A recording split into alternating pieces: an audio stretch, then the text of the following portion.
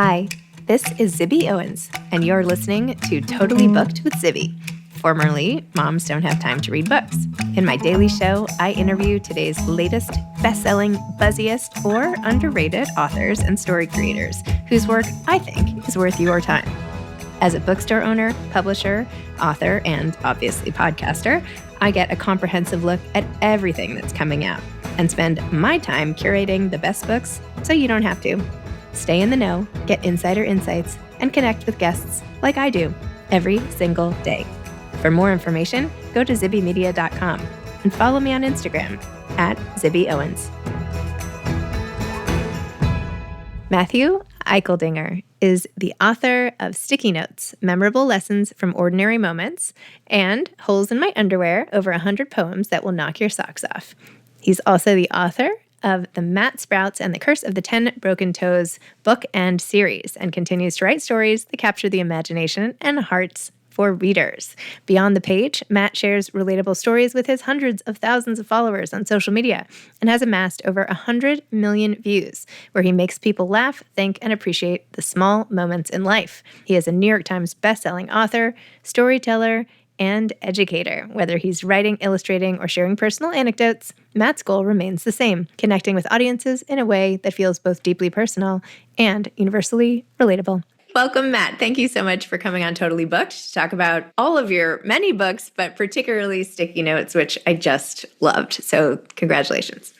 Thank you. I'm so glad you read it. It's amazing to see that people who I've never met have read the book. Like that's the cool part about being an author, is people don't know me, but yet you've read my work. Like that's really cool. Yes, for anyone who's had a book come out, it is a miracle when somebody you don't know reads it. So that is the best. That is the best. Yes, it is. Why don't you, before we go into Sticky Notes, talk a little bit about being a teacher and how you transitioned from being a teacher to being a writer and just your whole background. Sure. So I'm going to try and condense a 15-year long story into under 3 minutes for listeners. I'm getting better at it. I started teaching sixth grade language arts back in 2009. It was my first job out of college. I quickly tried to realize, like, what is my thing? Like all teachers, you remember, like you had like the dancing teacher or the teacher who told good jokes. And I was like, what's my thing? And I happened to have a very vivid memory of my childhood. And so I started telling students embarrassing stories from my childhood as a way to like incentivize them to finish tasks, or, you know, if we finished a goal. And so I'd tell these embarrassing stories and they kind of became popular within our grade level. So I'd go tell them to other kids. And I was like, man, before my brain can't remember these anymore, I should probably write them down. So at the age of 21, I just started typing them up, decided to weave them together for some reason into something I called 10 Broken Toes, and then illegally printed it on the school printer, and then three hole punched it and put it in a binder. And that really was the start of my journey into publication, as I created this book. And in my classroom, when I had students who wouldn't read, which was fairly often, and I didn't have enough tools at the time as a new teacher to know how to engage kids. So I was like, well, if you liked these silly stories I told you in class about me, here's a book of them. And I would just slide them the binder. And pretty soon I had to print more and more. And I thought, well, maybe I made something good. Maybe. And then I spent the next 15 years trying to publish the darn thing. A lot of that time was spent just learning about the publishing industry, because I had no background. There was no one to mentor me. I was just throwing things to the wall to see what stuck. And I look back at some of my earliest query letters and they're just horrendous. Like they're so bad. Ultimately, I decided in the middle of the pandemic to self-publish. I was teaching alone in a classroom for a full academic year via Zoom. And I was just really struggling to recapture some passion in my career. And this book idea was something I thought of a long time. So my wife and I just went all in. And so I self-published the book and then tried just to hustle it for like a year and a half. Ultimately, I got picked up by an agent who at the time only produced women's nonfiction, and wanted to take a chance on me. And we were able to sign a book deal. And then the book re-released with a new interior and new cover. And it was an instant New York Times bestseller, which has, yeah, right. I still like it's what I like about my story is that I don't think I could recreate it if I tried, and every author that I've met, everyone's story is so different. But I say I wouldn't have been ready if any of this would have happened when I was younger. There's no way. And so this has allowed me to continue to write. And one of the best parts of this has been everything's been very organic and genuine. So when I signed my book deal, I loved my book deal, but it was like an eighth of what I made teaching. It was not a lot to live off of. So my wife and I, again, just took a risk and said, okay, financially, we can make this work for a year, just a single year.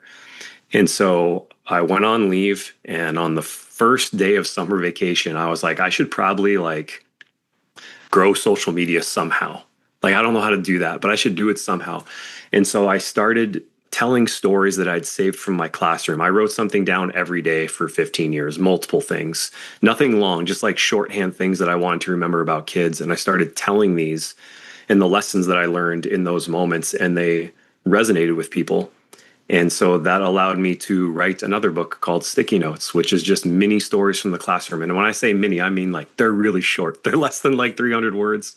But I really wanted to get at the heart of the story and share what teaching is like, and what we actually do outside of planning lessons. And everything that I've written so far has come out of a need or something that I've already done, which I really love. So like my Matt Sprouts series is based on my life. It was written for reluctant readers in my classroom. Sticky Notes came from saving memories.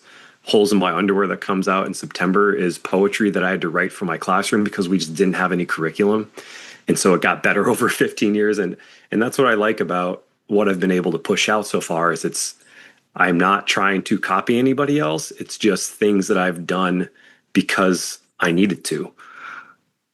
This is amazing. This is such Oh, no, it is. It's such an inspiring story, which is part of why I wanted to have you on, because it would have been so easy for you to give up, right? You had to teach yourself everything, like the ultimate teacher, and you didn't give up, and you kept experimenting and you kept trying Yeah. things. And then basically you beat the system. You got it out as an instant New York Times bestseller, which is like impossible. Impossible.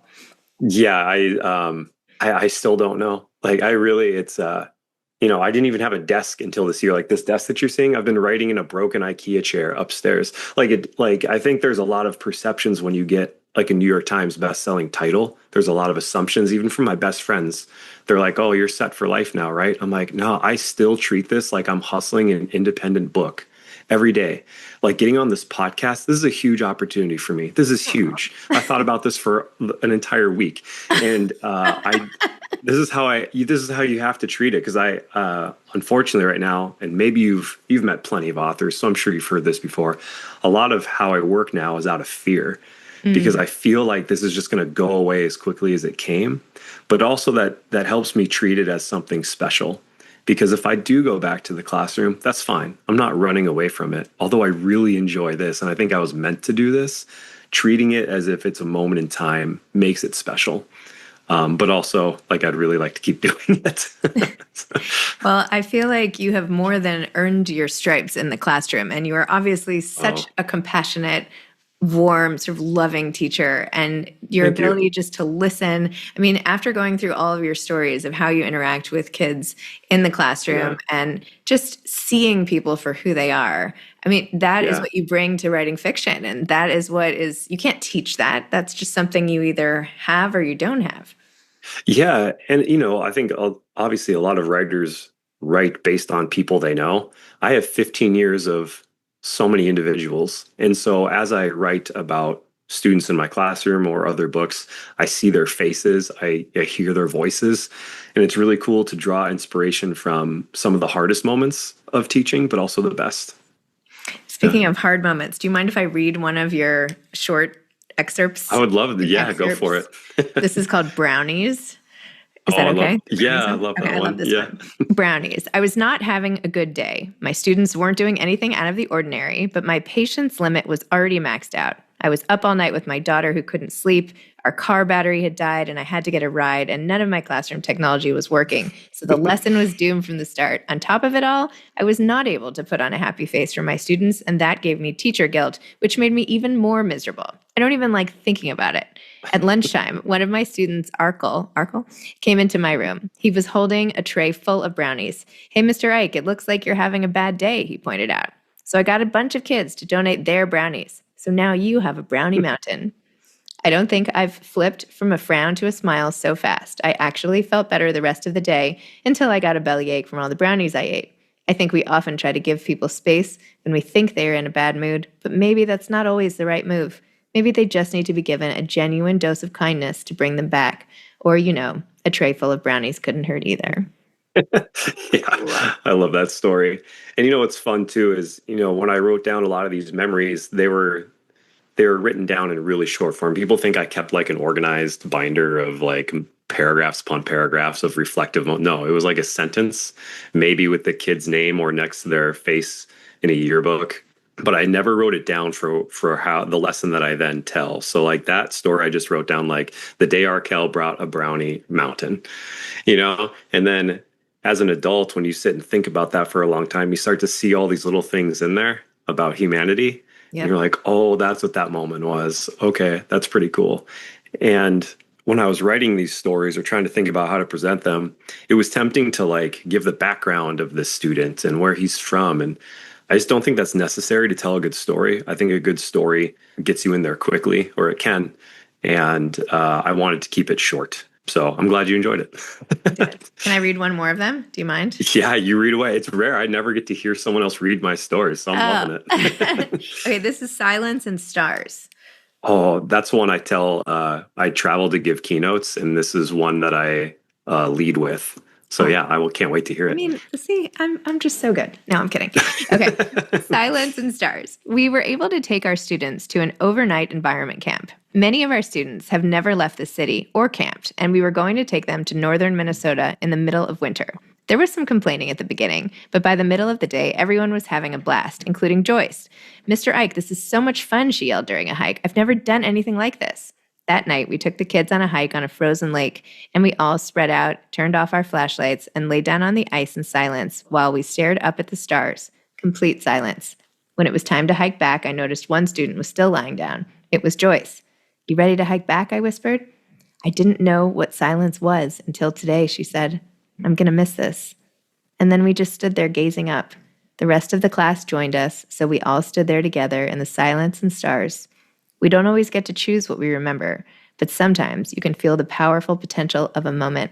I think that was it for Joyce, and I hope she remembers it forever, because I certainly will. Oh. Yeah. And that's one of the hardest parts about teaching is you have all these micro moments with kids. And because I say teachers are the holders of stories because you witness so many things throughout the day.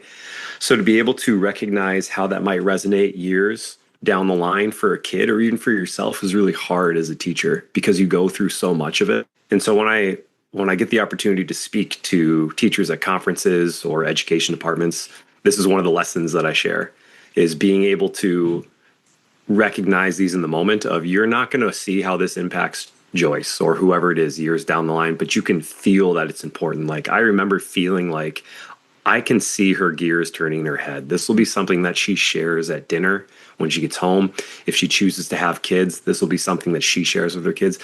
And those are the things that help you leave work feeling lighter than you came in, which can be very hard in teaching. Yeah. Yeah.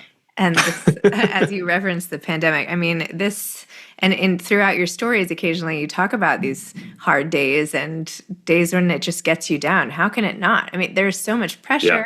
Maybe talk a little bit about the pressures and how do you keep your spirit alive? Sure. So I'd say there's a lot of factors that go into what I call the valley of despair in teaching, the things that can weigh you down. I don't think that's my term either. I heard a principal say that once. So there's society, right? Whatever political things are going on and the things that impact what can be taught in your classroom can certainly feel heavy. There's, things like COVID where there's so many external factors that are going into that moment that they're completely out of your control. But there's also the stories from kids and the things that you hear from their life that they're dealing with and the things that you have to do to help them outside of school. Those things weigh even heavier than the world. For example, if I do not call Child Protective Services tonight, like right now, that kid doesn't have a place to sleep or their family might not have a place to sleep. And that's really hard to know. Like, I need to go home to my family who also needs me to be there. Like, I've got to pick up kids. I need to make dinner, but also there's a family who doesn't have a place to sleep. So now what? Do I disregard that? And those are the things that weigh really heavy on you is, yeah, now I have to stay an extra hour at work today because a family needs me. And that can, over the years, that became harder and harder to like sacrifice personal time to help others just because I felt like I was losing time with my own family. Mm-hmm. But the things that help me, at least, is when that door does click shut as a teacher, it's really intimidating as a first year teacher. When the door clicks shut and you're like, oh my gosh, I'm alone in the room. Like I'm the adult now at 21 or even at 35 or 38. When the door clicks shut, that's when things can be scary, but they can also become very beautiful because that's when you create the weather for your classroom. You create the atmosphere that kids will learn and grow in, and you can create that in so many different ways. So one of the things I implemented pretty quickly is every Monday and Tuesday, I start class with circle time for 12-year-olds, which sounds absolutely wild to do, right? Like you remember sitting on carpet pads in kindergarten, maybe, and we will sit and we will talk about nothing that has to do with school, not a darn thing. And I'll put questions about pop culture or things happening in our community up on the board, or kids can share what they did over the weekend. It's just a space where we can just be us and no one has to worry about what they're learning or not learning. Kids don't have to talk if they don't want to. They can just listen. We pass around like a talking stick. And that for me was a way to like rejuvenate why I do what I do. And other teachers I've met have a various different ways to do that, but that's one that worked really well for me. Well, I have a 12-year-old. One of my 4 kids is 12. And so Okay. if there are any, if you have any tips on the secret to 12-year-olds, happy to hear. I think the only thing that I like to, well, the reason, so I've only taught 6th grade. That's the only grade I've taught. And the reason I love that grade so much, and this is the advice that's coming, is because they're trying on so many different hats. That's the metaphor we use is kids come into 6th grade, even 7th grade. They're trying to figure out who they are. And they're doing that at home too. They're like, am I the sports person? Am I the funny kid? Am I, fashion trend? Like, who am I? And as kids try on all their hats, they're just looking for validation. And so one of my jobs, I think, as a teacher is not to tell them who they are or to even validate who they think they are. It's just to show them all the doors, right? It's like, I know you think you're this. That's great if you want to be that. Did you know that I see this in you? You could also be this. You could also be this. And I don't want to pressure kids in that way, but they oftentimes don't think they have all these like transferable skills, even at 11 and 12, to know what they want to do or what they want to be. So that would be my advice to middle school parents is let your kids try on all these hats. They're just trying to figure out who they are. And that takes a while. I also loved your story about listening. There was one day a kid was having the hardest day ever, and he just came and sat with you. And at the end of it, he was like, thanks so much for your help. And you were like, I didn't even say a word. I didn't do anything. And he's like, no, you were there and that helped. And that's another thing, because I feel like we always want to solve our kids' problems, but sometimes just holding space is enough. Oh, absolutely. Instead of using the word holding space, I use the phrase, the power of the pause, where you just don't do anything. And that's hard too, especially like when you said when you're trying to solve all the problems, even as a teacher or a parent, and you're working with 5 different things. And sometimes if you just allow yourself to slow down, other people rise to the occasion, students rise to the occasion. And that's important too. Everyone needs a moment where they feel important, whether that's being a friend or, realizing a talent that you never had. Like everyone needs their moment. And so when you pause, you give that space and opportunity. Amazing. Yeah. And you also told a great story about giving extra pizza from a class party to a family, and then they wrote a thank you note. They wrote a thank you note home on the box for you, and you realized that they didn't have any food at home at all. Yeah, and those situations are hard too because you feel like you missed something. Like I felt like in that situation I should have known. And for listeners, what happened was we had a pizza party, which I paid for because the class made a goal, right? And one of my students asked if they could take the rest of the pizza box home. And I was like, yeah, I mean, no one else wanted, yeah, you can take it home. And turns out she needed that for her family. And the next day there was a torn off piece of cardboard from the pizza box on my desk that said, thank you. And those things that's like a heavy moment, right? So now I know this family doesn't have food. So now it's now it's on me to do something for this kid. I'm not going to navigate my day knowing that this kid doesn't have food. And that's why teaching is so hard is we have the lesson, but then all these other factors go into it. So when people say like you should just teach, like it's never that. It is never that. There's too many other things that you need to do that help learning but have nothing to do with the classroom, if that makes sense. Yeah. So Yeah. one of my kids wants to be a teacher eventually. Okay. What kind of advice would you have there, especially given all the obstacles? It feels like there's always just so many things up against teachers, and the pay is not commensurate with all of your ability and time and Yeah. everything for one thing, Yeah. and resources are more and more scarce, and just feels like Yeah. not exactly setting up this career for success, but it's so important. Yeah. The first thing I would say is that I've traveled more in the last year than I have in my entire life combined, which has been phenomenal and also very tiring.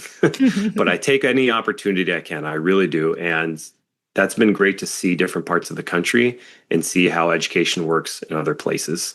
And what I'm seeing is there is a large influx of people who are leaving their career to become a teacher, their second career. And when I talk to these people, it's really interesting because they all say the same thing. They're like, I just feel like giving back, and this is bringing me joy. And so I have to tell new teachers, like, you are going to feel joy. Like, kids give you energy, and I'm missing that right now. Like, I miss the moments with kids sitting alone in my basement. That's the first thing. You are going to feel joy. The second thing for new teachers is you need to give yourself time, a lot of time, to recognize what kind of teacher you are. And that takes years. You're not going to have all the tools your first year. And entering that classroom, it can feel really intimidating, but you have to allow yourself the time and the space to learn and grow and figure out what is your unique quality as a teacher. And that's the great thing about education is these kids go into different classrooms throughout their educational career and they get all different types of personalities and teachers. I don't want kids to have 10 copies of me. I don't want kids to have 10 copies of my colleagues. Like, they need a little bit of different. And so I would encourage all new teachers to just give it time. Yeah. And tell me a little more about your upcoming projects, the book you have coming out this fall, and what you're thinking after that. Okay. I don't know what I'm thinking. So my Matt Sprouts series just released its third book. It's called Matt Sprouts and the Search for the Chompy Wompers. Matt Sprouts is me, but Matt Eicheldinger by Matt Eicheldinger is kind of a mouthful. So Matt Sprouts. So that third book just released. I don't know if there will be any more coming out then. I have this book, Holes in My Underwear, which I'm really excited for. It is illustrated poetry for kids. This came out of a need for my classroom. My first year teaching, I had to do a poetry unit. It was like our second unit. And we didn't really have a curriculum. And the only poetry books we had were Shel Silverstein. Nothing wrong with Shel Silverstein, except for the fact that that's all students had read. So I had no new material. And so I just started writing poems. I had no background in poetry at all. And I remember the first poem I wrote was called Underwear, simply that. And I was like, kids are going to love it. And I put it up on the board for our lesson. And the kids read it. They're like, who wrote that? It's horrible. And I was like, I don't know. I just like found it online. But over time, they got better because kids give direct feedback. And so I knew what they wanted and I knew what they needed. And so this is 15 years of highly vetted poetry that I was able to push out. And, poetry is a very small category. Children's poetry. I mean, it doesn't take up a lot of shelf space in any store, but I'm hopeful that this will find a space in classrooms. I really hope it does. So I have that project. I have my first young adult trilogy coming out, which I'm really excited for. Turns out that's a lot harder to write than a book of poetry. So I've been chipping away at it for a while. The first book is called When the Rain Came, and that releases in March. And then I have a Ready to Read series with Simon & Schuster that comes out. It's called Marvin Baby Blob. I developed those characters drawing on the floor with my kid from elementary school. It's just doodling. And then there's some other projects too related to sticky notes, but I don't think I can officially say them yet. But I'm really excited for those. And then, after that, who knows? You're in the publishing industry. It could be hot until it's not. I joke with my agent that I think I pitch more books than I write. That's what I do all day is I just come up with pitches. But what I'm trying to do is really just figure out how to navigate this space. This is year 2 of me being a full-time author, and the fact that I've signed 11 different book contracts is wild. And I know that that's not normal. So I'm trying to recalibrate to figure out what is my new normal, because I don't know what it is. My first year, because my social media presence grew so rapidly, it was most of my day was dealing with inquiries, inquiries from people who just want to push product through my accounts, basically just use me, people who want me to write for them, IP work, things like that, travel. And I don't know any of that. And that takes time to think and chew on. Yep. And then also think about, I often think about when I'm gone, what will my kids see of me, both online and in books? That's really important to me is I don't want to sell out just to make quick money to make this work. So I have to be very mindful about what I do, because I want my kids to be proud of me when they grow up. Yeah, and that's hard. But post that, I think I'm just going to keep writing in the same genre. I really think I'm a middle grade writer, which is hard because that's a tough category to sell right now. But I think that's where I think that's my journey is middle grade literature, and then maybe YA. So I've got plenty of ideas. Whether or not I get to see them go on a shelf, I have no idea. But I am enjoying this time for as long as it lasts. It's been really enjoyable.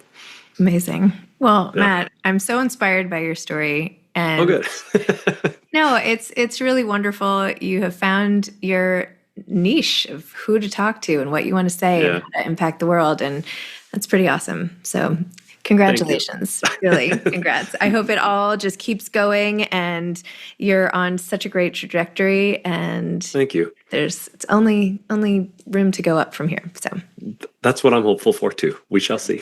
Okay. But thank you for having me on. Again, this is a great opportunity for me to reach new audiences and talk to you. I mean, you have quite the platform and history in publishing. So just to connect with anyone in the industry is really special. So thank you. Thank you so much. Okay. All right. Take care. I'll be rooting for you. Thank you. Okay. Bye. Thank you for listening to Totally Booked with Zibby, formerly Moms Don't Have Time to Read Books.